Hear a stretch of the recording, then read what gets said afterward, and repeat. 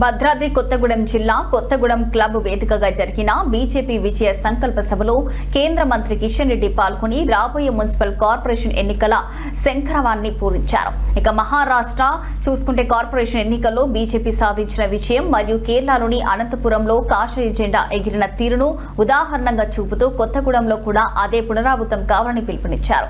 ఫిబ్రవరి 2వ వారంలో జరగనున్న కొత్తగూడెం కార్పొరేషన్ అశ్వరావుపేట ఇల్లెందు మున్సిపల్ ఎన్నికల్లో బీజేపీ అన్ని స్థానాల్లో పోటీ చేస్తుందని ప్రకటించారు.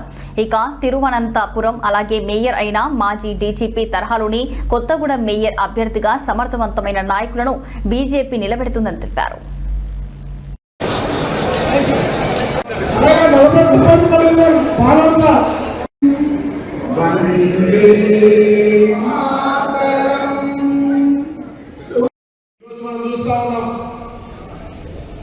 ఎన్నికలకు సంబంధించి అందరూ సంసిద్ధం అవుతా ఉన్నారు. మనం కూడా వచ్చేటువంటి మున్సిపల్ ఎన్నికల్లో భారతీయ జనతా పార్టీ తెలంగాణ రాష్ట్రంలో అన్ని మున్సిపాలిటీలలో అన్ని వార్డులలో పోటీ చేయాలని నిర్ణయం తీసుకున్నాం. దానికి అన్ని రకాలుగా సన్నాహాలు చేస్తా ఉన్నాం. ఈ ఎన్నికల్లో ప్రజలు భారతీయ జనతా పార్టీని ఆదరించడం కోసం సిద్ధంగా ఉన్నారు. దానికి మనము సిద్ధంగా ఉండాలి. ముఖ్యంగా ఇది పట్టణ ప్రాంతాలకు సంబంధించినటువంటి ఎన్నికలు. వివిధ కార్పొరేషన్లు వివిధ మున్సిపాలిటీ ఎన్నికలు జరుగుతూ ఉన్నాయి.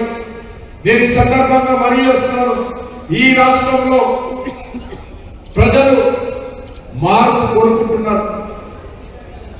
ఎందుకంటే తెలంగాణ వచ్చిన తర్వాత, తెలంగాణ తెచ్చుకున్న తర్వాత, పోరాటాలు చేసిన తర్వాత వచ్చినటువంటి తెలంగాణ ఈరోజు ఆగమైపోతాం.